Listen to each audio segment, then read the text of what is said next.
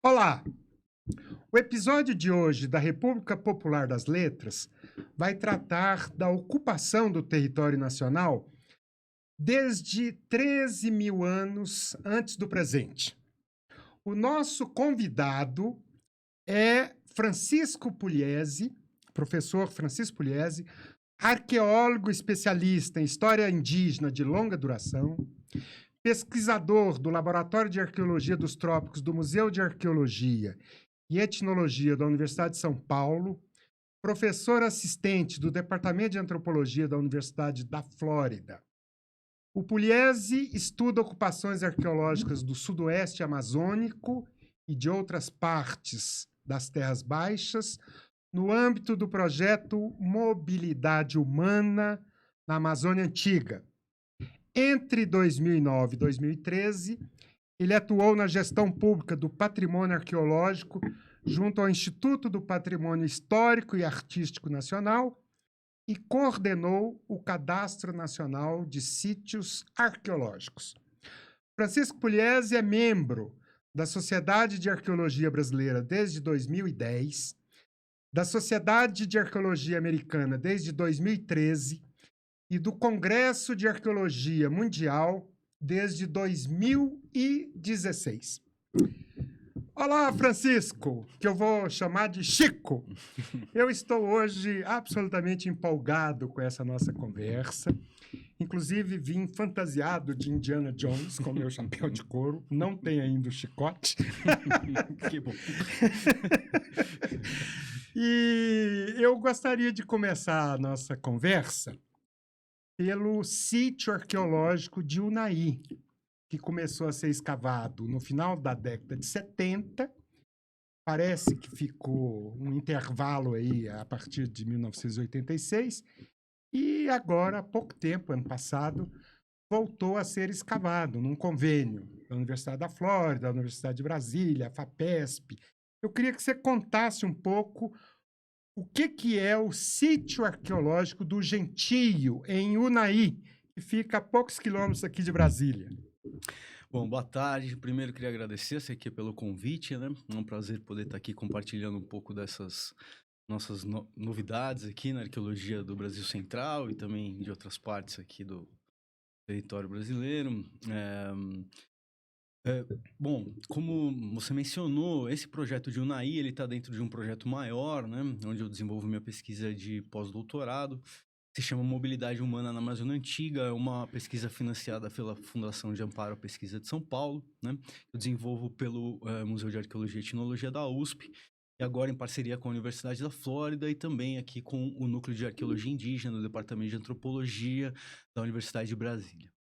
Bom, por que nós chegamos na Gruta do Gentil 2, ali no Noroeste Mineiro, né? Pensando em mobilidade humana na Amazônia Antiga. Bom, nesse projeto, então, em que a gente vem trabalhando em outras áreas, né, da Amazônia, que eu vou mencionar mais para frente na entrevista, a gente vinha buscando também sítios arqueológicos, né, onde fossem encontrados remanescentes humanos, sepultamentos humanos, aqui nessa região dos grandes interflúvios do Brasil Central, né? Então, buscando encontrar possíveis correlações entre as populações amazônicas e de outras regiões do território brasileiro, isso que a gente chama de terras baixas da América do Sul, aqui no caso viram esses grandes interflúvios, né, entre a Amazônia e a Bacia São Franciscana e a Bacia Platina.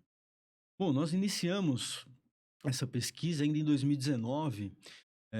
Na época eu estava fazendo um pós-doutorado aqui no Instituto de Geociências da UNB e ministrando uma disciplina de arqueologia pelo Departamento de Antropologia da UNB também.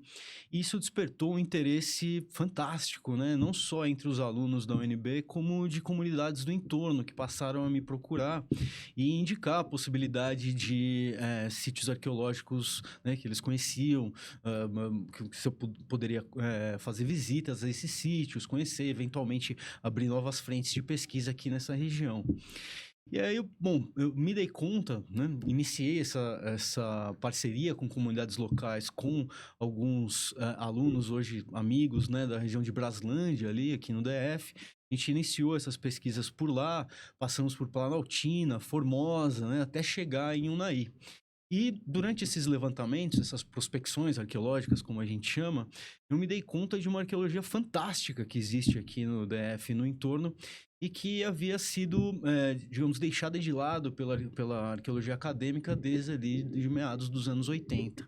Né? Muitos sítios foram pesquisados por diversos arqueólogos entre os anos 70 e meados dos anos 80, mas desde então pouco se fez, né, fora de projetos de licenciamento ambiental, para a produção de conhecimento científico sobre essa arqueologia tão incrível e tão antiga que a gente tem aqui na região.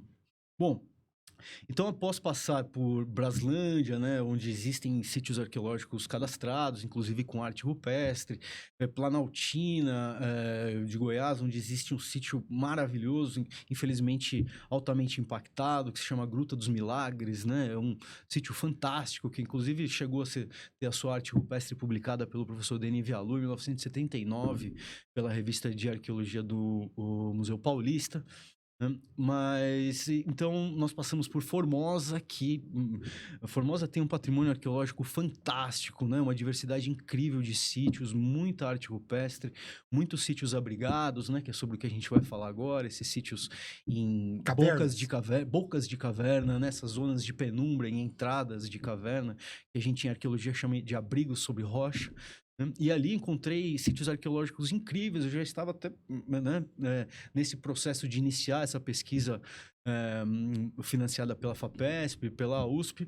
Eu tinha já pensado ali em alguns sítios para iniciar a pesquisa por lá.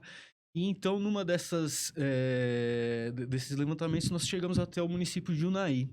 E lá, bom, tínhamos a notícia desse sítio, a Gruta do Gentil 2, onde haviam sido encontrados sepultamentos em estados de preservação excepcionais, né, porque se conhece, né, das terras baixas da América do Sul. De fato, existiam indivíduos ali que estavam em situação de mumificação natural devido ao microclima ali daquela gruta, né, que propiciou que muito pouco tivesse variado de temperatura e de umidade, né? Então até mesmo as partes moles, né, desses indivíduos ainda estavam preservadas, como pele, órgãos, né?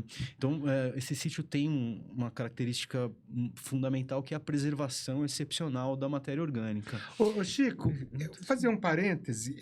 Eu li em algum lugar que em Goiás existem pelo menos 1.500 sítios arqueológicos. Um deles em Serranópolis. E eu me lembro que um historiador, foi meu amigo, Paulo Bertrand, ele levava em conta esses achados, inclusive fez um memorial lá no Lago Norte, e contratou até um moleque para pintar pinturas rupestres numa pedra que tem lá, para mostrar como é que são essas pinturas rupestres, e ele denominou essas populações que habitavam o Planalto Central do Homo serratensis. Sim. Então, nós vamos falar agora de um homem do Cerrado, mulher do Cerrado, aqui em Unai, não é? Exato. O Paulo Bertrand tem alguns livros de divulgação científica importantes, né, que são referências aqui, né, para a região de Brasília, mas de fato a arqueologia desde aquele tempo tem evoluído muito, né? Não só na produção de conhecimento sobre os sítios já conhecidos, mas também novos sítios que são conhecidos e em onde são aplicadas técnicas que surgiram nas últimas 2 décadas, né? E que possibilitam que a gente, de fato, conheça com mais profundidade sobre dieta, sobre o comportamento dessas pessoas que habitaram esses locais no passado. De fato, Serranópolis é um lugar que tem uma arqueologia fascinante, incrível, né? Que agora, inclusive, vem sendo retomada por colegas ali do Instituto da PUC de Goiás, né? Do IGPA, Instituto Goiano de Pré-História e Antropologia. Eles têm reaberto alguns sítios ali naquela região que, de fato, também tem uma arqueologia fantástica, né?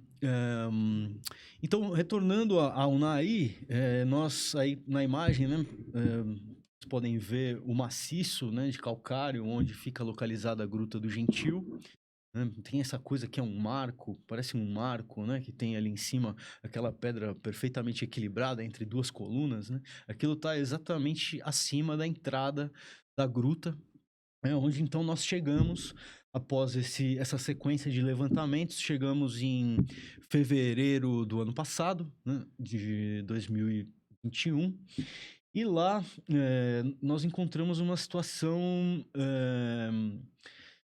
um pouco preocupante do ponto de vista da preservação desse patrimônio, uma vez que esse sítio estava altamente impactado por, enfim, não havia uma gestão, né, desse patrimônio, não havia controle da visitação, então tinha uma questão de um turismo descontrolado, sem a devida orientação, que causava problemas, né, não só de pisoteamento do material, mas também pichações nos painéis rupestres, mas também muito seriamente impactado pelos animais que habitavam lá dentro.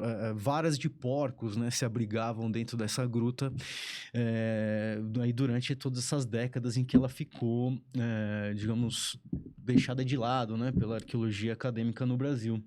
Então, uma das primeiras preocupações do trabalho foi retomar as pesquisas no sentido de tentar recuperar o material que havia sido impactado por essas décadas de abandono, né? Vocês vão ver nas próximas imagens que muito dessa área central do sítio havia sido pesquisada, então, pelo o IAB, Instituto de Arqueologia Brasileira, lá do Rio de Janeiro, né? O arqueólogo Ondemar Blasi. Então, toda essa área central, você pode ver que já estão as rochas expostas, né? E foi onde tinha sido encontrado esse sepultamento, né? Que foram divulgadas as imagens aí da criança que estava nesse estado de mumificação. Mas, então, todas as áreas a norte, que é essa parte que vocês estão vendo do abrigo, e a sul, ainda não haviam sido escavadas, e as escavações deixadas abertas, os perfis, né, que é aquilo, quando a gente faz um buraco, sobra um perfil, né? Uma escavação arqueológica sempre gera um perfil. E aí vocês podem ver como eles já estavam totalmente desbarrancados, né? Isso faz com que diferentes períodos, né, o material de diferentes períodos seja misturado e prejudique, então, a compreensão sobre os diferentes períodos de ocupação daquele sítio. Então, a primeira etapa de pesquisa, o ano passado, né, nós decidimos recuperar, né, esse material que estava impactado nesses perfis, e já iniciamos então esse trabalho de treinamento de alunos, né, da Universidade de São Paulo, da Universidade de Brasília. Tivemos também colegas e alunos da Universidade Federal do Oeste do Pará, né, e que contribuíram então para a gente fazer a recuperação desse sítio já nessa primeira pesquisa, nesse formato sítio-escola, né? A gente escolheu fazer essa pesquisa dessa maneira porque, bom, primeiro, o sítio proporciona isso, é um sítio em que a arqueologia precisa ser feita de uma maneira muito lenta e controlada, né? Totalmente diferente de outros contextos de sítios a céu aberto, em que a gente consegue ter um ritmo, digamos, mais acelerado.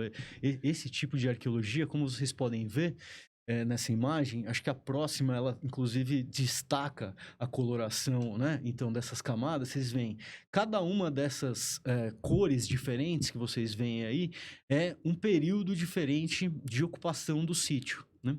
Então, a gente vai com todo cuidado desmontando essas camadas e tentando entender como que elas se formaram, o que aí é resultado da ação humana, né, da ocupação humana dessa gruta, e o que é aquilo que a gente chama de aporte natural de material de solo, né, de material coluvionar que entrou nessa gruta. Normalmente, o que a gente encontra é que essas camadas mais alaranjadas têm a ver com esse material natural que está entrando de fora para dentro da gruta, e essas camadas acinzentadas são basicamente o resultado da ocupação intensa desse local, né? E muitas fogueiras eram realizadas lá dentro, então o acúmulo da cinza dessas fogueiras faz com que sejam formadas essas camadas que são basicamente antropogênicas, ou seja, são formadas pela ação humana no passado, né? Aí vocês veem que quando a gente chegou no sítio, né, a situação era tão preocupante que a gente encontrava, inclusive, nessas áreas impactadas, ossos humanos em superfície. né? Então, nessa primeira etapa de novembro do ano passado, a gente pôde recuperar dezenas de partes de sepultamentos humanos, né, que estavam nessas áreas impactadas por esses anos de abandono do sítio.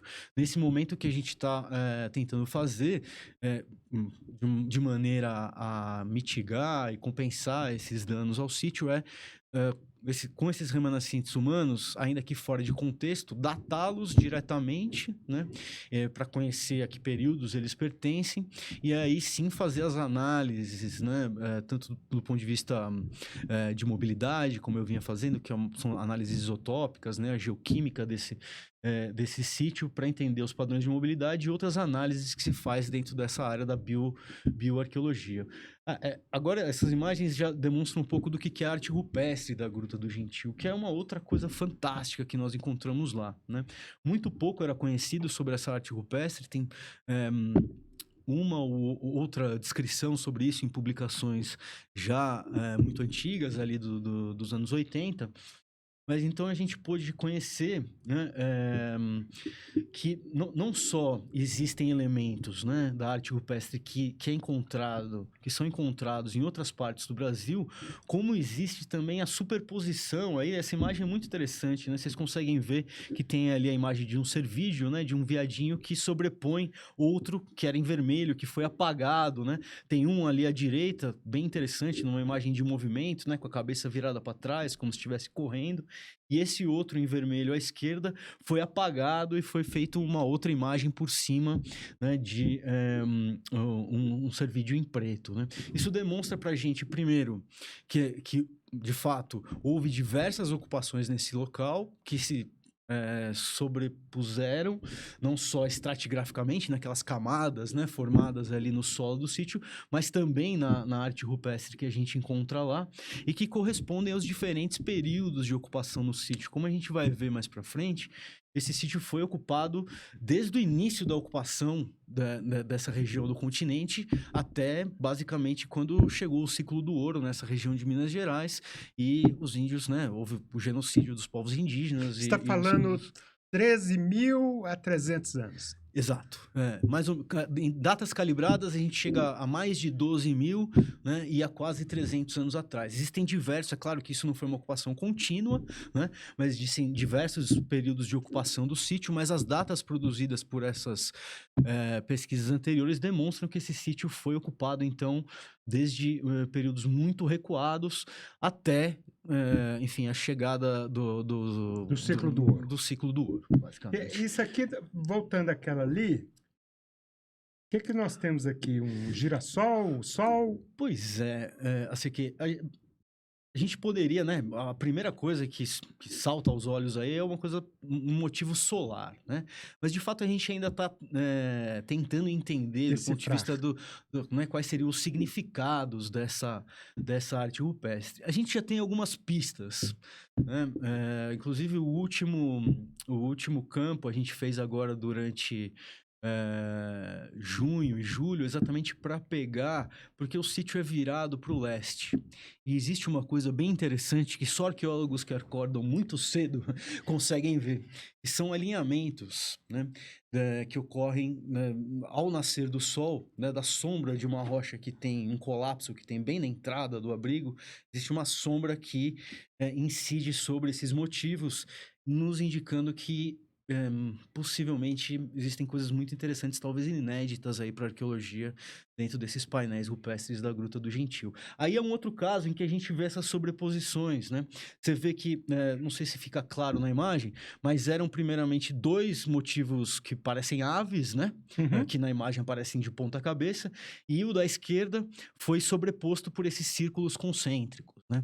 Então, indicando de novo que esse sítio foi ocupado e reocupado, e que ele, de fato, era tão importante que essas pessoas tinham essa preocupação de deixar a sua marca e muito provavelmente quando mudava o grupo que estava ali dominando aquele território, digamos assim, né, sobrepor suas marcas aos que haviam passado ali anteriormente, né? Uma coisa que Então é são relativamente comum. palimpsestos arqueológicos, São. um em cima do outro. Ó, isso já é um outro sítio ali, nos levantamentos que nós fizemos no entorno do DF. Essa é a Toca da Onça, é um sítio que eu tinha selecionado, né, já para começar a fazer as pesquisas, porque também foi exumado um sepultamento humano lá, se não me engano, em 1983, né, nesse maciço, num sítio ao lado, e tem essa arte rupestre fantástica, né, como vocês podem ver aí.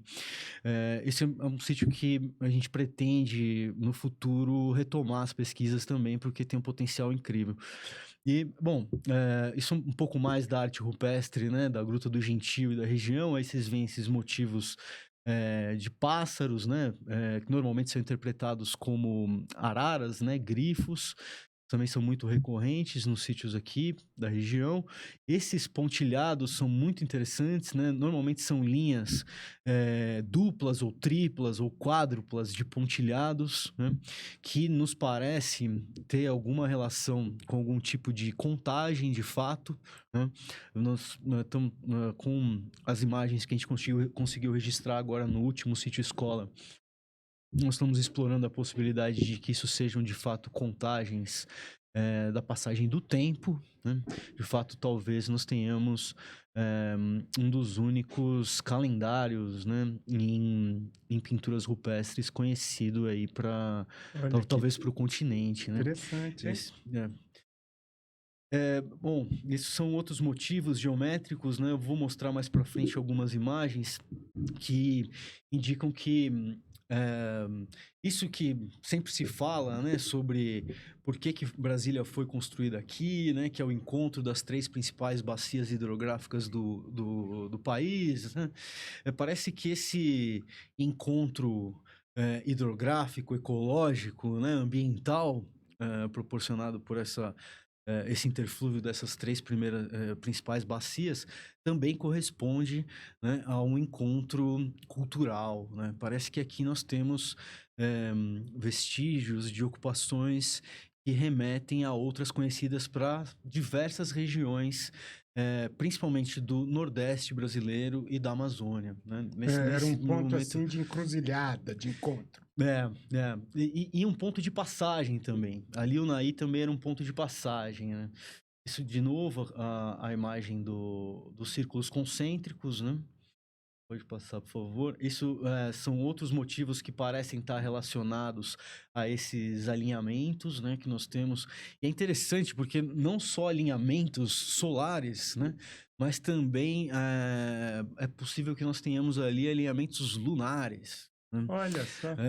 Eu tive o prazer de estar lá durante a lua cheia agora no final do ano passado, né? Passei por lá, tentando explorar essa questão dos alinhamentos durante os solstícios, e é incrível como que uma noite de lua cheia, uma noite aberta de lua cheia, a luz pode incidir lá dentro de uma maneira quase tão, né, ressaltando esses motivos quase tanto quanto a luz do sol. De novo, esses pontilhados, né, que são muito comuns aqui na região, são encontrados em vários sítios, ou esses motivos, né, zoomorfos, possivelmente Aqui é um animal, não é? Sim, me parece de novo um cervídeo, né, e ali possivelmente um motivo antropomorfo, né, uma pessoa, né. Essas imagens podem estar relacionadas ao que normalmente se chama de tradição nordeste, né. Então são elementos de regiões muito distantes, né, que a gente encontra aqui em Unai.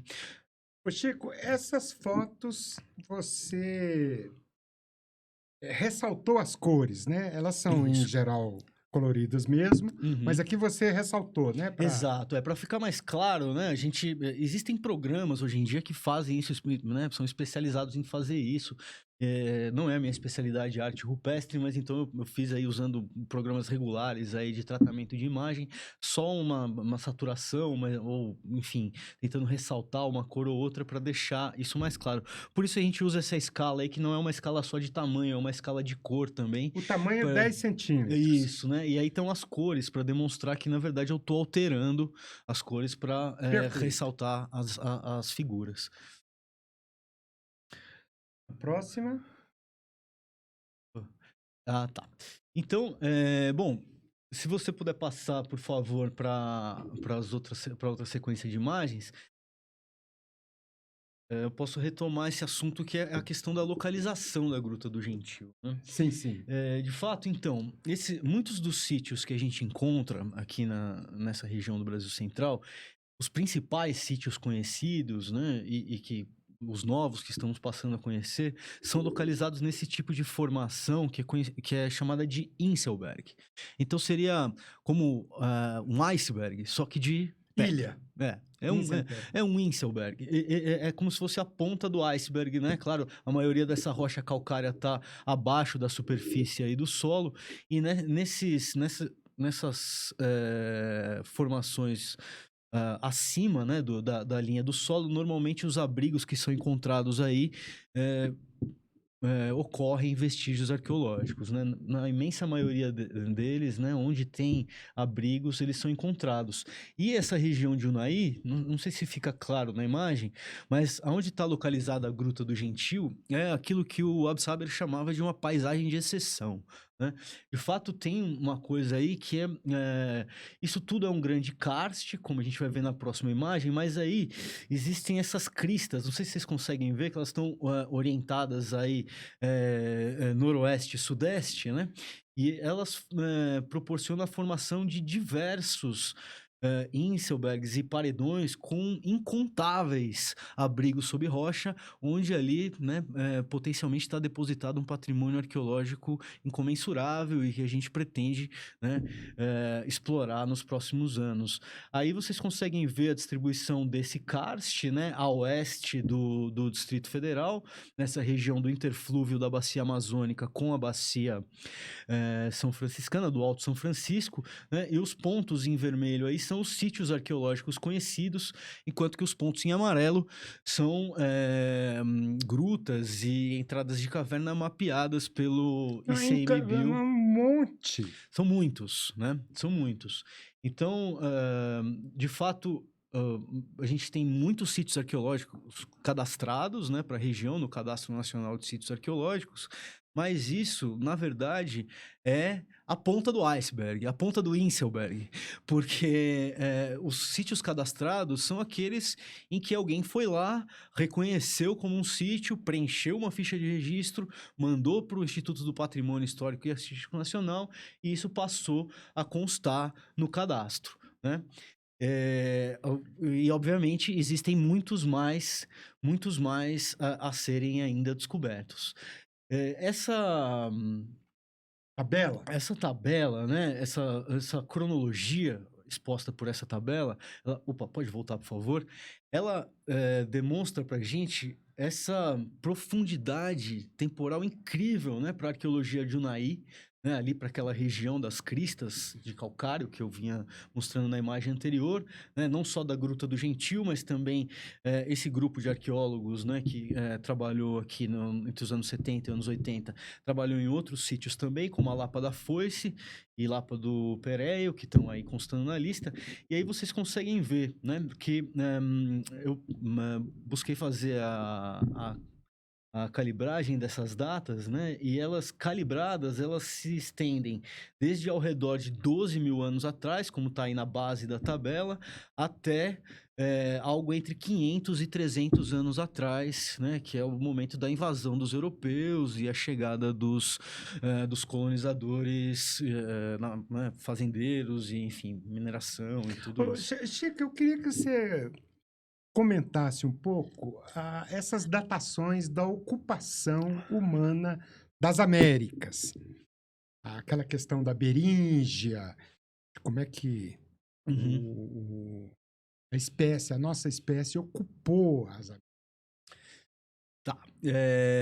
Bom, isso é interessante porque, veja, se aqui, né, no Brasil Central, já existem datas que estão ali ao redor de 12 mil, podem alcançar, né, ao redor de 12 mil anos, isso significa que aqui, essa região já era ocupada por humanos nesse período que é conhecido como o final do Pleistoceno, né, ou transição do Pleistoceno para o Holoceno, né? Agora nós estamos no período do Holoceno, né? Tem alguns pesquisadores que defendem que, na verdade, nós já estaríamos no Antropoceno, ou, como eu gosto mais do termo, o Capitaloceno, né, na verdade, né? Porque, a rigor, só para, né, explicar esses termos, o Holoceno, na verdade, o que define o início do Holoceno seria o início da agricultura e da domesticação de animais, ali no Crescente Fértil, né, no Oriente Próximo. Então, é uma idade geológica, mas que já foi determinada pela intensificação, digamos, da ação humana na alteração dos ambientes. Então, a rigor, isso já foi uma definição a partir da humanidade, né? Digamos, mudanças, né, causadas na distribuição das espécies de plantas e vegetais. Antropogênicas, né? Antropogênicas, exato, né? Já há 10 mil anos. Então, isso que hoje se convencionou chamar de antropoceno, eu fugi um pouco da sua pergunta, mas eu vou voltar nela, tá? Sim. É isso que muitos pesquisadores chamam de antropoceno, eu gosto mais do termo capitaloceno, né? Porque, na verdade, o que a gente está hoje vivendo, do ponto de vista das mudanças climáticas, é um resultado desses últimos 500 anos de intensificação, né, do capitalismo, desde a Revolução Industrial, etc. Né? Então, inclusive, alguns dias atrás, eu estava vendo uma antropóloga comentando sobre esse termo e ela lançou uma ideia que eu achei genial, que quer dizer, a Amazônia nos mostra que outro antropoceno é possível, né?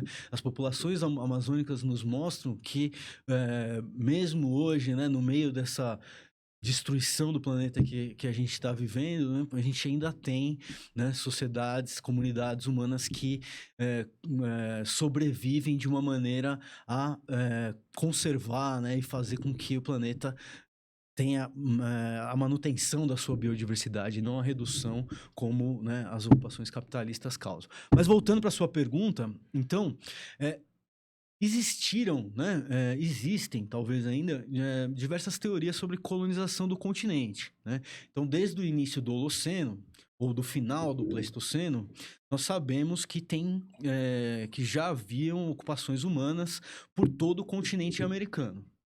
Tá? Essas ocupações a gente já sabe hoje não só pela escavação dos sítios arqueológicos, mas também por estudos genéticos, né? Que ela se deu via beríngia, né? De populações que a gente chama de mongoloides, né? Que são esses ascendentes das populações indígenas atuais que vieram, então, ao final da última era glacial, né? Colonizando o continente via beríngia, que não era o Estreito de Beríngia é o Bering. extremo do Alasca, lá em cima. Isso, que emenda com a Rússia, né? Na época, vamos lembrar, né? O último máximo glacial foi há 18 mil anos, 18, 20 mil anos, ou seja, muito da água da Terra estava presa na forma de gelo, ou seja, o nível do mar chegou a ser até 100 metros mais baixo do que é atualmente. Então, tinha muito mais terra fora da água do que temos hoje em dia. Então, nessa época, ao final da glaciação, ainda existia toda essa região chamada de Beríngia, onde as pessoas poderiam transitar entre a Ásia e a América do Norte. Né? Com o final da glaciação, abriram-se corredores, né, nessas áreas congeladas, e que, segundo os pesquisadores da área, possibilitaram a intensificação, então, da colonização da espécie humana no continente americano. Existem, como é muito conhecido, né, no Brasil, os trabalhos da Serra da Capivara, né, e existem também outras datas muito antigas que começam a ser conhecidas no Brasil e no continente, que alcançam aí mais de 20, talvez até 30 mil anos, né, mas elas ainda são digamos, exceções, né, dentro desse conhecimento que a gente tem sobre a colonização da espécie humana no continente. São dados pontuais, né, e que, enfim, na minha opinião, eh, ainda que válidos, né, eles não correspondem a isso que a gente chama de colonização ou ocupação humana no continente. Né? Eles têm um papel, digamos, mais de conhecimento sobre quais teriam sido, poderiam ter sido os primeiros sítios onde ocorreu a presença, né? Talvez nem de Homo sapiens, talvez até tem pesquisadores que acreditam que podem ter chegado outras variações do gênero Homo aqui, como Homo erectus, né? Aqueles que defendem, né, que sítios podem ter datas de até mais de 100 mil anos, mas, enfim, sem entrar muito na validade ou não dessas datações, isso de fato é totalmente fora da curva para aquilo que a gente conhece como o movimento de colonização do continente americano, né? E, assim, vale a pena também dizer, né, que enfim, como o Carl Sagan dizia, né? Não me lembro exatamente os termos que ele utilizava, né? Mas ideias ou hipóteses, teorias extraordinárias demandam evidências extraordinárias, né? Nós não temos ainda em nenhum desses sítios super antigos, com essas datas super antigas, esqueletos humanos que possam confirmar que essas datas são verdadeiramente antropogênicas. Certo, certo. Muito bem, aqui nós temos um conjunto de pinturas rupestres que você faz uma correlação de regiões diferentes, não é?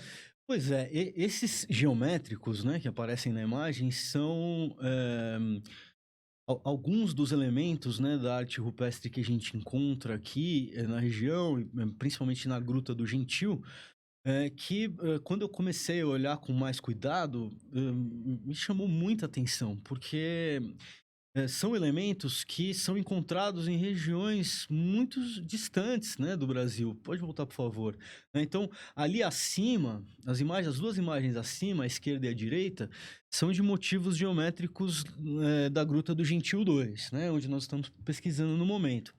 E à esquerda, embaixo, é de um sítio arqueológico, se não me engano, é o Chique Chique 2, se não me falha a memória, mas que fica em Carnaúba do Dantas, no Seridó, no sertão do Rio Grande do Norte, né? E aquela gravura, também muito semelhante com essas outras duas imagens à esquerda, tá lá no Alto Rio Negro. Ali a gente vê o infelizmente falecido professor Higino Tuiuca, que trabalhava com o colega Raoni Vale da Universidade Federal do Oeste do Pará, na tentativa, né, de produzir um conhecimento êmico, né? Um conhecimento que possa de fato abordar o significado desses elementos a partir do conhecimento tradicional indígena sobre essas manifestações geométricas, né, conhecidas na arte rupestre. Então, isso me chamou muita atenção, né? Porque a gente tem então elementos aqui do Brasil Central, lá do, né, extremo nordeste e do extremo noroeste amazônico, né, com formas geométricas aí possivelmente compartilhando um conteúdo semântico, aí uma simbologia talvez correlata, né? Isso é fantástico. Outras coisas também a gente encontra na Gruta do Gentil que parecem remeter a diversos outros sítios conhecidos, não só para o Nordeste, como também para a Amazônia, como os círculos concêntricos, né? Círculos concêntricos são elementos que são encontrados em diversos sítios, né, antigos, conhecidos pela arqueologia brasileira e que até o momento não foram explorados enquanto as suas possíveis correlações, né, do ponto de vista da mobilidade humana ou da comunicação entre diferentes grupos que ocupavam essas áreas do Brasil no passado. Eu me lembro que uma vez o Paulo Bertrand fez um comentário que eu achei muito interessante, que ele comparou algumas pinturas, algumas figuras de pinturas rupestres aqui do Brasil, por exemplo, com alguns símbolos gregos.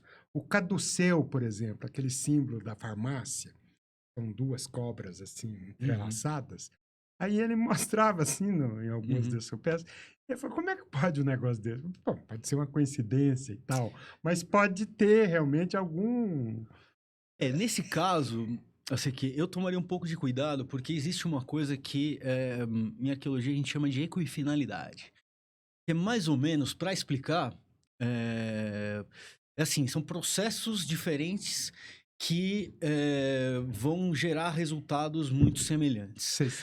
Para fazer uma analogia biológica, né, seria a barbatana do tubarão e a barbatana do golfinho. Ah, sim. Eles não têm história evolutiva correlata Comum. nenhuma, do ponto de vista, né, da filogenia das espécies. Mas, por uma questão hidrodinâmica, né, De funcionalidade. a evolução daquelas espécies, né, que tem origens totalmente diferentes. Um é mamífero, né, o outro é um peixe super antigo, tem ali uma anatomia semelhante. Então, essas correlações são um pouco complicadas de novo, né, ideias tão fantásticas demandariam, né, evidências extraordinárias. igualmente fantásticas e extraordinárias. Henrique, vamos para a próxima. Bom, agora a gente entra em um outro tema, né, que de fato se tornou, né, a minha área de pesquisa principal ao longo da última década, né, tem sido o sudoeste amazônico, principalmente esse sítio, né, que é conhecido como Sambaqui Monte Castelo. Essa é uma foto do professor Eduardo Neves, do Museu de Arqueologia da USP, que a gente tirou em fevereiro de 2020, né? Quando estava estourando a pandemia, a gente estava lá no meio, sem contato com ninguém. Isso é né? onde? Isso fica num afluente do Rio Guaporé, muito próximo ao Rio Guaporé, que é a fronteira do Brasil com a Bolívia, ali, né? Mas esse sítio, então, a gente estava lá agora, né? Até semana passada, o pessoal acaba de chegar nas suas casas, retornando de campo. Vamos lá fazendo uma escavação colaborativa com os nossos colegas indígenas Tupari, que moram lá. Também tinha alguns indígenas do povo Cuicuro, do Xingu, trabalhando com a gente, né? E alunos e professores da Universidade de São Paulo, também da UFOPA, da Federal do Oeste do Pará. E lá tem mais de uma década que a gente vem pesquisando e, enfim, muitos dados interessantes têm aparecido, né? Primeiro que a gente descobriu, né, meio que sem querer, que esse é um dos locais onde não só existem algumas das cerâmicas mais antigas do continente, mas também é um dos locais em que a gente pode afirmar em que a tecnologia cerâmica teria sido inventada independentemente. Esse sítio ele foi descoberto por um arqueólogo falecido que morava aqui em Brasília, se chamava Eurico Miller, né? Ele descobriu esse sítio em 1978, ano que eu nasci, e teve ali alguns anos pesquisando, aí voltou, né, Monte Castelo.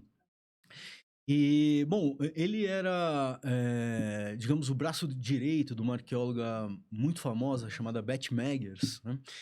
Que, né, muito conhecida, uma arqueóloga evolucionista, e que defendia que a tecnologia cerâmica era algo tão complicado que não poderia ter sido inventado várias vezes ao longo da história da humanidade. Então, esse sítio era um dos sítios que eles utilizavam para defender essa migração, né, da tecnologia cerâmica, essa difusão, melhor dizendo, da tecnologia cerâmica a partir do que então eram as cerâmicas mais antigas conhecidas, que eram as cerâmicas Jomon, lá do Japão. Então eles teriam vindo via Pacífico até o litoral do Equador, onde há uma cerâmica conhecida como Valdívia, né? E pelos motivos decorativos desses vasilhames cerâmicos, eles defendiam que teria ocorrido então esse contato entre as ocupações lá do litoral do Equador com as populações do sudoeste amazônico.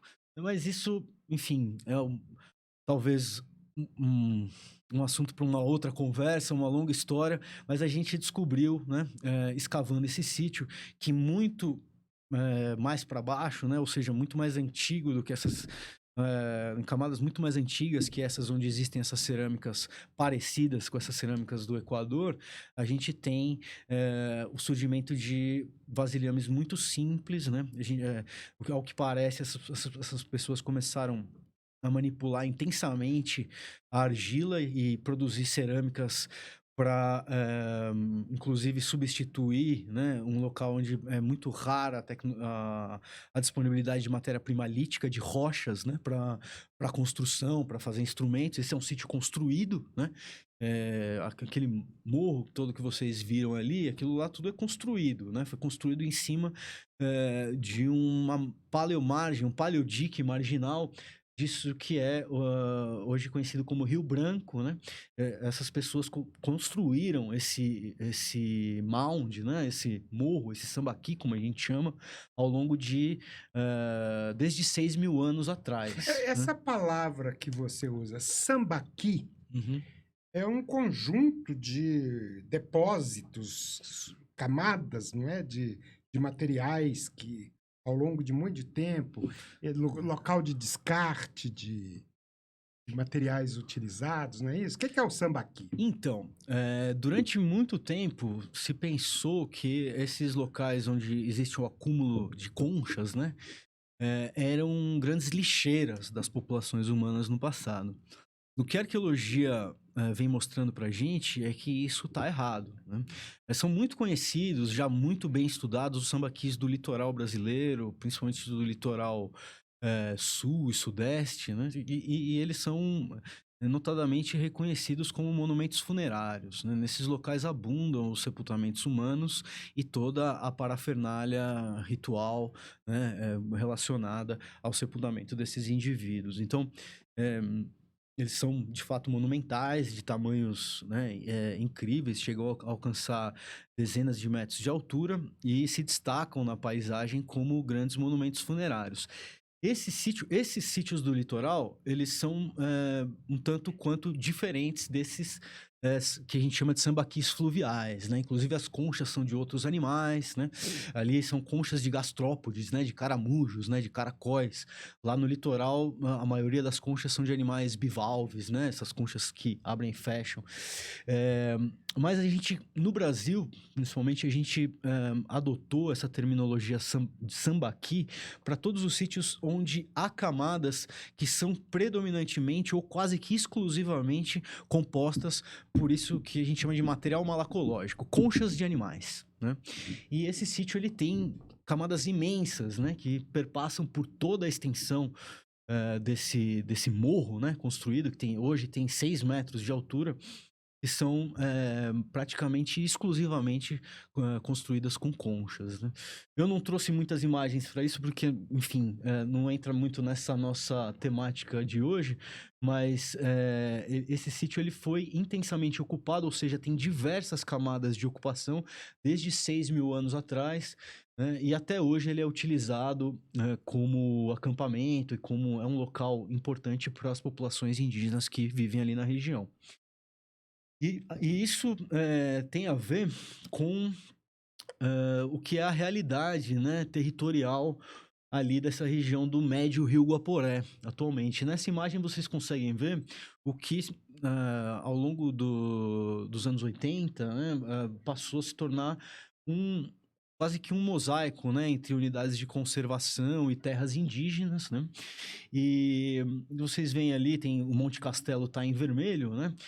E tem duas terras indígenas que estão ali muito próximas a esse sítio. Quando a gente chegou para trabalhar lá, o que nos informavam era que ali não havia ninguém, porque o sítio se encontra dentro de uma reserva biológica, né, a Rebil Guaporé, onde, segundo, né, essa ideia que se tinha à época, né, para preservar a biodiversidade desses locais, as pessoas tinham que ser retiradas de lá. Então, de fato, foram retiradas, tinham fazendas lá, né, fazendas de gado branco e de búfalo também, que hoje é uma praga nessa região, né, são os búfalos, obrigado. Mas as populações indígenas continuaram, né, habitando seus locais tradicionais, né, dentro da sua história de formação desses territórios, e foram restritos a essas áreas reconhecidas como terras indígenas. Sei. Então, quando a gente começou a escavar lá, né, com uma equipe fantástica aí do Laboratório de Arqueologia dos Trópicos, né, liderada pelo professor Eduardo Neves, nós chegamos lá em 2014 e reabrimos as escavações. Pouco tempo depois, né, começaram a aparecer inscrições nas árvores. E a gente já tinha notado que existiam vestígios recentes, mas a gente não sabia o que, que era aquilo, se eram caçadores que passavam por lá e tal. Até que começou a aparecer aí nome de aldeia, né? Primeiro datas, e aí nome de aldeia, áreas de atividade começaram a aparecer. O sítio começou a ser mais intensamente ocupado, cozinhas, até que em um certo momento apareceu o nome de algumas pessoas que estavam, né? Aí em 2016 eles gravaram seus nomes, né, em uma árvore. E Carlos, Carlos, Gilvan, Elivan e Elivan e Yuri, né? Yuri. Então, e com isso, a gente teve a confirmação de que essas populações indígenas que vivem aí no entorno, notadamente na terra indígena Rio Branco, continuam utilizando o Sambaqui Monte Castelo até hoje, ou seja, é um sítio que está vivo, né? Ele continua atuando no presente dessas pessoas. Então, após esse período, essa área que se tornou intransponível, pode voltar essa imagem, por favor, né? Vocês veem ali entre Monte Castelo e Aldeia Palhau, não sei se vai conseguir ver pela câmera, mas ali se tornou uma área de navegação muito difícil, praticamente impossível para a gente, porque a vegetação tomou conta do leito do rio e você não consegue atravessar. E em 2016 a gente conseguiu, com o apoio da FUNAI, né, é, nós conseguimos então, descendo o Rio Branco, visitar as aldeias dessa terra indígena e consultá-los, né? Aí foi um primeiro encontro, né, com o pessoal ali da terra indígena Rio Branco. E a gente começou a explicar sobre a nossa pesquisa. Meu colega levou ali a etnografia do Franz Casper, né, de meados do século passado, em que eles reconheciam, então, seus parentes. E foi muito legal porque, de uma maneira muito rápida, nós conseguimos consultá-los, né, e explicando sobre o trabalho, estabeleceu-se ali então uma parceria, porque eles, talvez mais rápido do que a gente, entendem que a arqueologia pode demonstrar, né, como que uma ocupação de um determinado território pode ter uma profundidade temporal muito maior do que aquilo que a gente imagina, né, à primeira vista. Então, hoje em dia, nós, como eu falei, a gente estava agora, né, durante o último mês, escavando colaborativamente com eles, né? E a ideia é que as nossas pesquisas possam um dia, então, colaborar para que não só a Aldeia Palhalma e Monte Castelo, mas diversos outros sítios que hoje nós já temos mapeados em conjunto com eles, possibilitar que essa terra seja expandida ou que talvez uma nova terra seja demarcada e que a garantia né, os seus direitos territoriais sejam respeitados, né? Ô, Chico, uma coisa recorrente na narrativa histórica oficial é que o Brasil, a história começa em determinados marcos. Então se fala assim, o Brasil foi descoberto em 1500. Os fazendeiros de Roraima invadem as terras indígenas de Roraima a partir da criação do Estado, com a Constituição de 88. E aí eles falam, não, isso aqui nós ocupamos agora. O Estado tem início, o marco zero é agora, depois de 88. O JK diz que vai ocupar Brasília porque é um deserto, ermo, né? Sede das altas iniciativas nacionais, etc. Mas o que você está me dizendo é que a arqueologia mostra que o território que a gente considera nacional hoje já está ocupado por povos há 12 mil anos, continuamente. É claro que eles foram massacrados, povos indígenas, mas os que sobraram ocupam o Brasil inteiro, não é? O Arion, que era um professor de linguística da UNB, eu tive o privilégio de editar os artigos dele no jornal Porantim, no Conselho Indigenista Missionário, e depois virou um livrinho das línguas indígenas do Brasil. Ele dizia que em 1500 havia mais de 1000 povos, mais de 1000 línguas no Brasil todo. Uhum. É de se pensar que talvez em 1500 antes havia até mais, não é? É. Eu queria que você falasse um pouco a questão de que a arqueologia não é uma disciplina do passado, mas é uma disciplina do presente, certamente de um presente extenso. Pois é. Bom, vou pegar primeiro esse teu gancho das línguas, né? Que isso é muito interessante. Se a gente olha para as línguas faladas no continente europeu atualmente, né?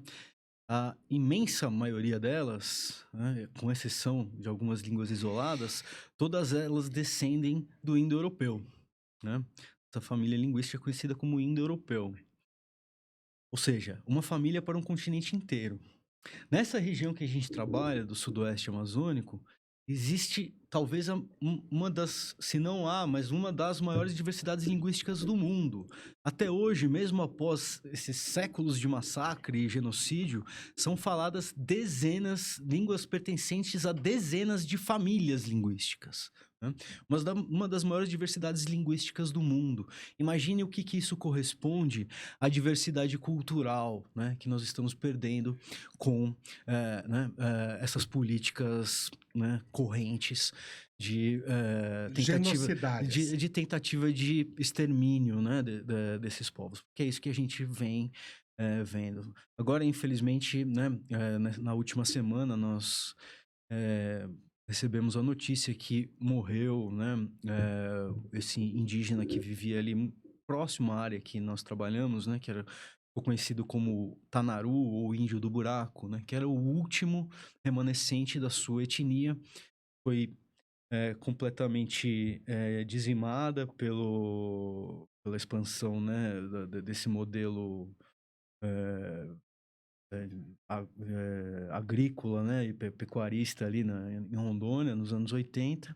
E ele era o último sobrevivente e infelizmente faleceu na semana passada, com a sua língua, né, com ele foi a sua língua, foi a sua cultura, né, foi tudo aquilo com tanto que a gente poderia aprender, né, com aquele povo, foi o último, infelizmente faleceu, né?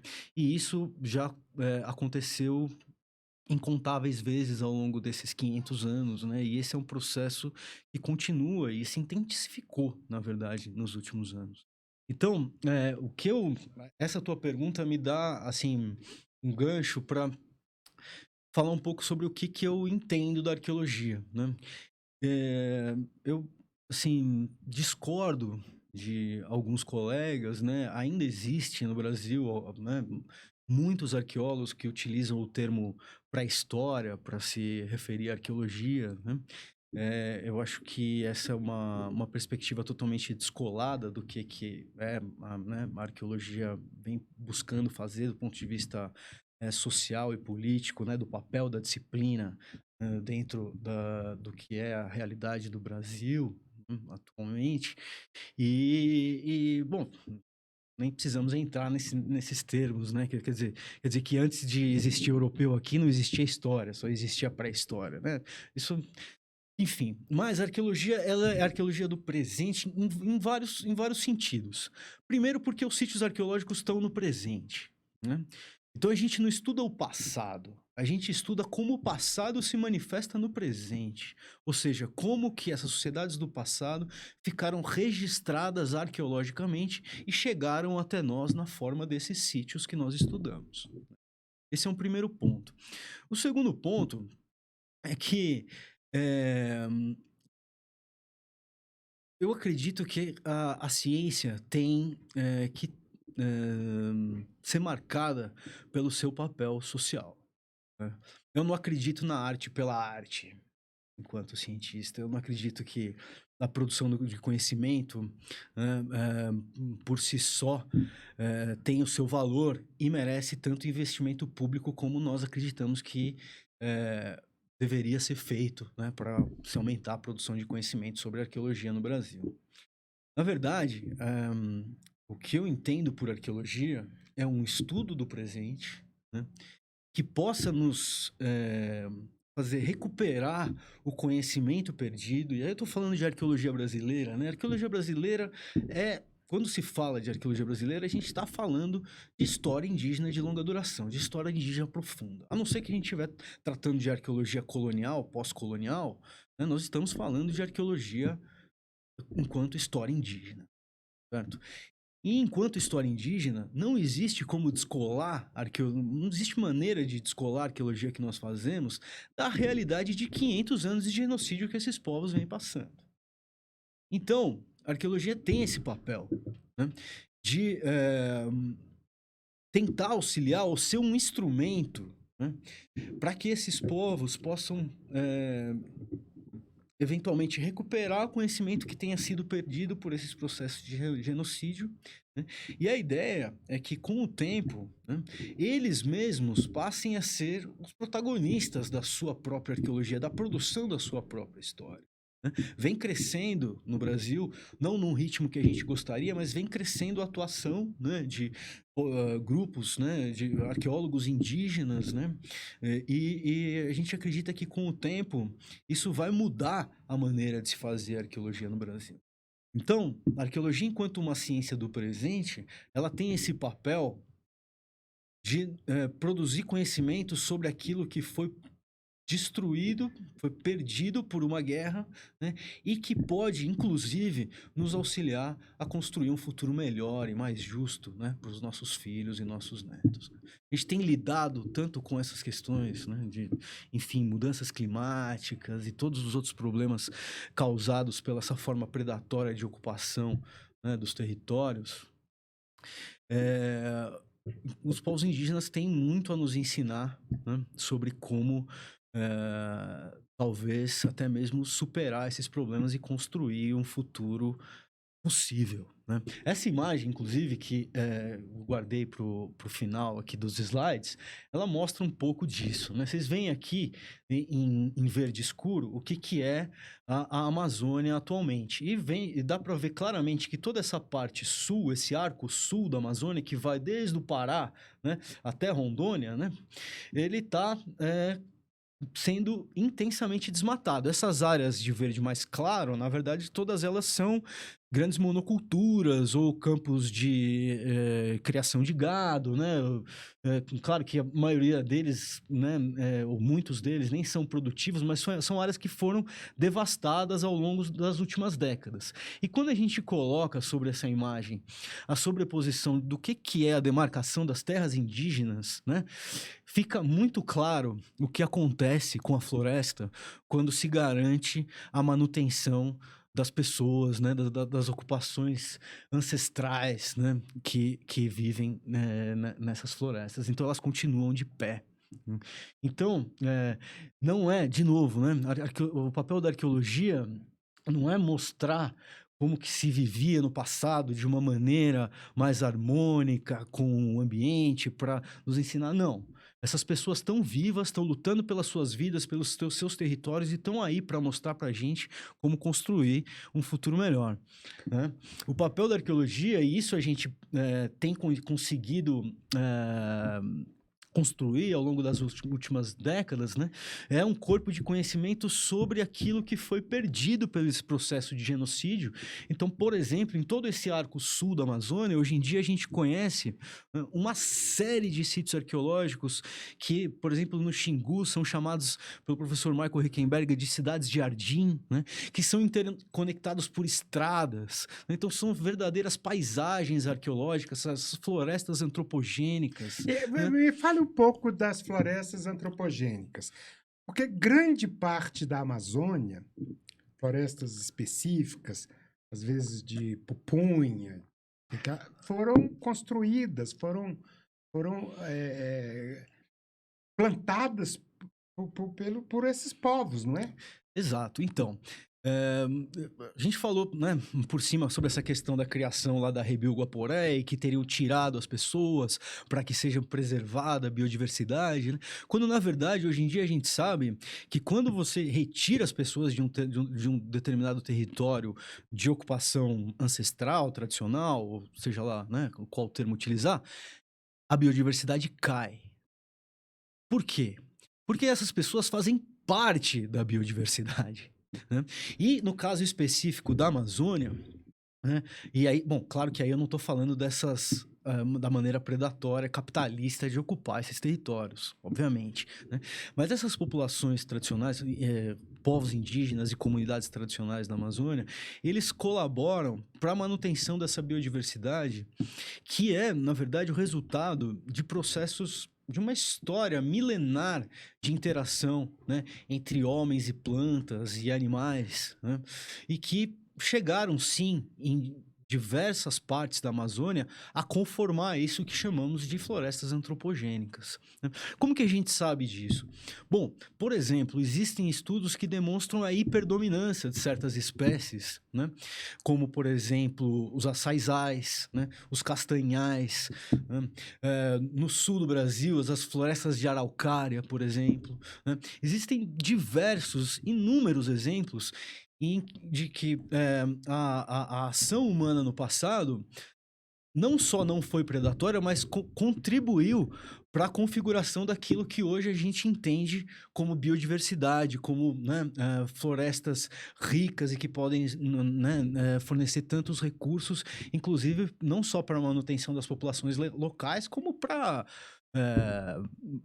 exportação. Veja uma quantidade de açaí que é exportado hoje do Brasil, é uma coisa fenomenal. E o açaí não é uma planta domesticada, né? O que foi, foi uma planta que foi intensamente manejada, né, ao longo de milênios, e a sua distribuição foi intensificada pelas populações humanas do passado e do presente. Você recolheu evidências disso no sambaquis, né?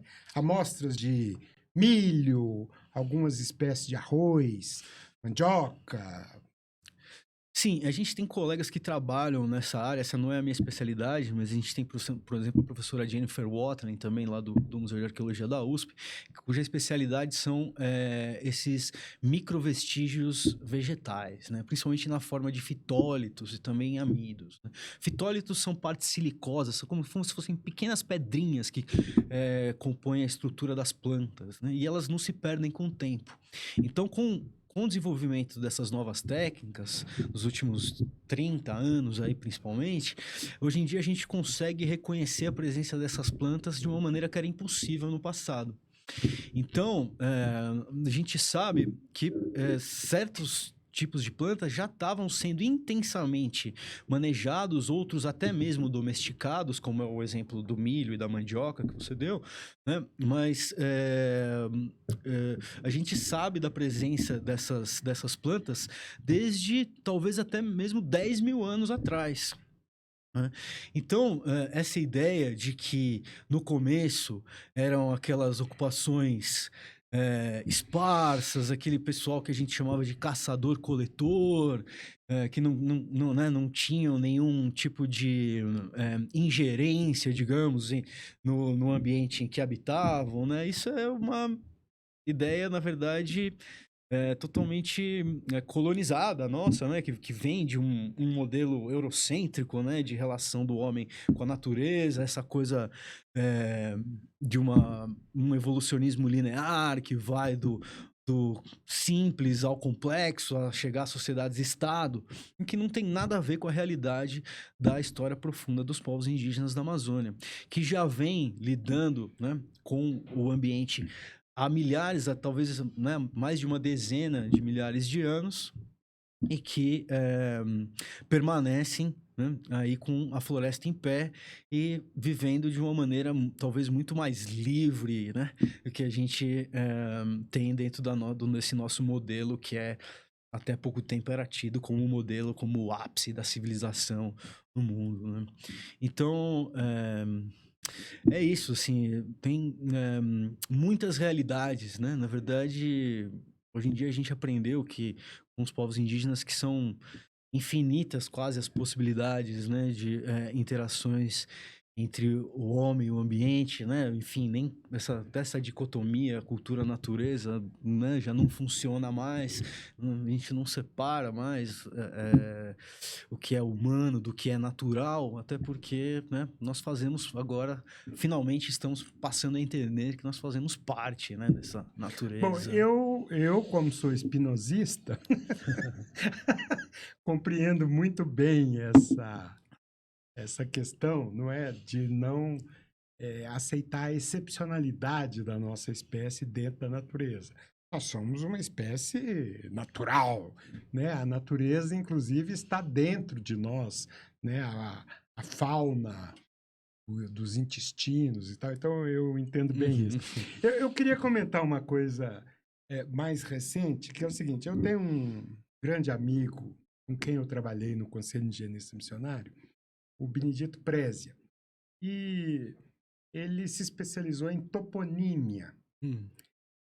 E uma coisa que eu aprendi com ele, que eu achei muito interessante, é ele mostrando que aqui em Goiás nunca houve assim a predominância de povos do tronco tupi-guarani. Em geral, eram povos do tronco G, como os Caiapó, por exemplo, que foram expulsos a partir do século XVII pelo presidente da província de Goiás, que inclusive ele recrutou soldados, entre aspas, Bororo, lá do Mato Grosso do Sul, para expulsar os Caiapó, que foram expulsos por Mato Grosso do Norte. Havia aqui densas florestas no chamado Mato Grosso de Goiás. Mato Grosso significa isso, é floresta densa. No entanto, a toponímia de Goiás é toda em Tupi-Guarani. Itaguaru, Uruana, Itapeci, são nomes Tupi-Guarani. Aí ele falou, por que tem esses nomes? Se não haviam povos Tupi-Guarani aqui. Aí ele falou, os bandeirantes, que falavam a língua geral, baseada no Tupi-Guarani. Então, os bandeirantes, no século XVII, eles invadiram isso aqui e denominaram lugarejos com nomes tupi-guarani, né?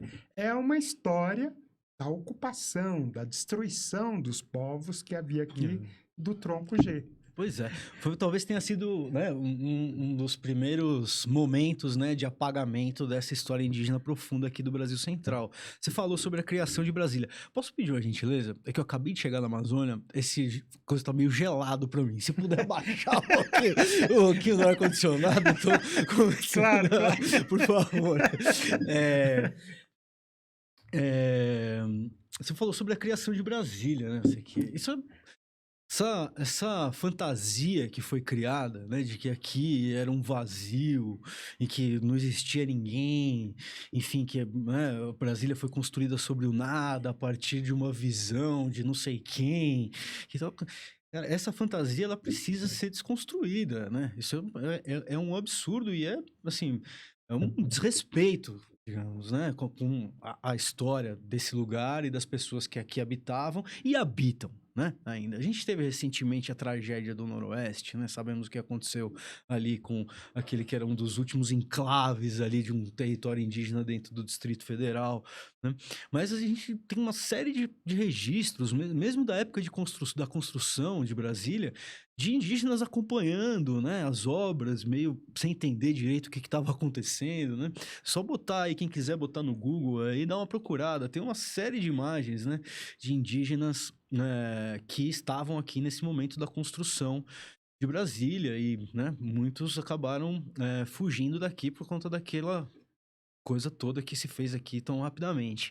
Né? E esse apagamento, na verdade, faz parte desse processo, né, secular de genocídio. Então, assim, voltando àquela história da pré-história, né, e da arqueologia como uma ciência do passado, né? Eu tenho colegas, por exemplo, que trabalham, né, em Minas Gerais ou em outros estados onde são raros os territórios indígenas reconhecidos, né, e que não vem essa correlação entre o presente e o passado, né, sob esse argumento de que não há mais indígenas aqui, né? Onde estão as terras indígenas? Onde estão as aldeias? Onde estão, né, as pessoas que podem nos mostrar ou enfim, nos indicar essa relação do presente com o passado? Né? Infelizmente, esse apagamento, ele não só passa pela construção de falsas histórias, mas ele também passa por esses séculos e séculos de desvalorização da figura do indígena. né? Então, se você vai para o interior de Minas Gerais, poxa, você falou sobre, né, os índios do tronco macro G, os seus descendentes estão lá, sabe?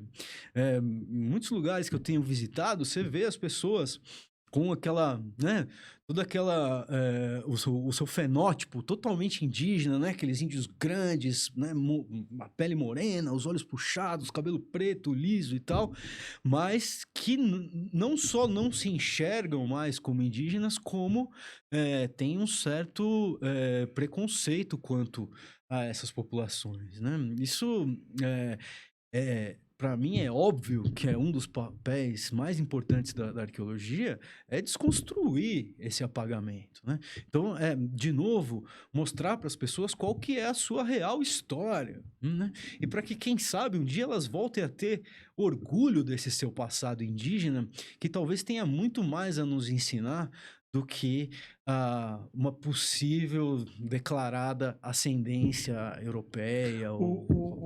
No Nordeste, mesmo no Norte, fruto dessa perseguição, dessa terrível perseguição dos povos, esses povos acabaram se autodenominando caboclos, por exemplo. Então, é um negócio, um fenômeno assim extremamente violento. Eu tenho uma história pessoal que a minha mãe era preta. Olha só. E eu desconfio que talvez ela falava essas lendas em Goiás, se fala, minha avó era indígena, né, tal. Talvez ela fosse descendente de Caiapó. Ou de Bororo, que chegou aqui para expulsar os Carapó. Ou de mistura dos negros que faziam a mineração em Pirinópolis, que era dessa região de Pirinópolis, Araguá e tal, né? E aí a gente falava, a minha mãe deve ser... O meu pai era galego de olho verde e tal, mas a minha mãe era... Linda. Talvez Caiapó. Linda foto. Pois é. Então, isso que você falou é absolutamente verdadeiro. Eu acho que a gente conhece pouco as raízes, não é? Uhum. E acaba achando que é só europeu. É óbvio que o elemento europeu está aqui, etc. Né? Uhum. Você é pugliese, italiano, né? Eu tenho Queiroz no nome e tal. Mas o povo brasileiro tem essa ancestralidade que precisa ser valorizada, Pois é. não é? Nós precisamos... não surgiu apenas com a chegada do Cabral, pô. Pois é. E mesmo essa questão, né, bom, enfim, com qual ancestralidade você se identifica, né? Ainda que meu nome seja Pugliese, eu tenho informações sobre né, uma ascendência indígena pelo ramo, né, materno da minha família, Isso. que é sempre, inclusive, negada e falada sempre meio pela tangente sobre esse assunto, né? Então, tem um antropólogo famoso aqui no Brasil que diz que no Brasil todo mundo é índio, exceto quem não é, né? Ou seja, quando nós vamos escolher nos reconhecer como indígenas, né? Eu agora estou tendo, né, essa oportunidade de estar trabalhando na Universidade da Flórida e pude presenciar, né, uma coisa que, né, na verdade, a gente já sabe. E nos Estados Unidos, você tem uma série, não que eles sejam mais avançados que a gente, né, sem síndrome de vira-lata, mas é porque é uma realidade que lá é muito forte, assim, já, né? E você tem muitas pessoas, né, com cabelos loiros, olhos azuis, totalmente brancas, e que se identificam como indígenas, né? E que, inclusive, assumem, né, essa ascendência a partir de uma perspectiva étnica, né? Então, essa consciência sobre a valorização do seu passado indígena, ela vai muito além da cor da nossa pele, Claro, né? claro. E assim, temos que assumir um lado nessa história, né? Eu sempre busco, né, enquanto atuando como arqueólogo, né, eu sempre falo para os meus alunos, né, que não existe, né, neutralidade, obviamente, mas você tem que escolher um lado. E qual é o lado que você vai escolher, né? Vamos olhar ao redor agora, né? Qual é o lado que você vai escolher? Você tem sua ascendência europeia, você tem a sua ascendência africana, provavelmente, você tem a sua ascendência indígena. Qual é o lado que você escolhe? Exatamente. Eu devo entrevistar, um dos próximos episódios, o linguista Marcos Banho. E nós vamos discutir aqui exatamente como a língua brasileira, que veio de Portugal, mas se desenvolveu aqui com elementos indígenas e muitos elementos africanos. Então, essa escolha do lado é absolutamente relevante, porque o povo se faz com isso, né? Com a sua identidade. E tem uma riqueza enorme que nós precisamos preservar, não é? Bizarro. Eu acho que você tem absoluta razão nisso. Para terminar esse episódio, eu queria que você fizesse um comentário sobre o seguinte. Eu tenho aqui um peixinho de algo em torno de 50 milhões de anos. É um Naitia do Eoceno. E esse peixinho é do Rio Verde, da formação do Wyoming, nos Estados Unidos. Eu comprei isso lá nos Estados Unidos. Eu estou dizendo isso porque você teve uma experiência muito ruim, uma parte da experiência, quando você fez aquele trabalho no IFAM, no Instituto do Patrimônio Histórico e Artístico Nacional, porque você enfrentou o contrabando de peças arqueológicas que no Brasil não pode ser feito. Nos Estados Unidos, você adquire isso em qualquer lugar, mas no Brasil não pode. E, no entanto, existe um tráfico extremamente grande desse patrimônio histórico. Paleontológico. Não é? Eu queria que você comentasse um pouco isso para a gente terminar o nosso... Olha, assim que com relação à paleontologia, né, existe uma legislação que protege, né, o patrimônio paleontológico.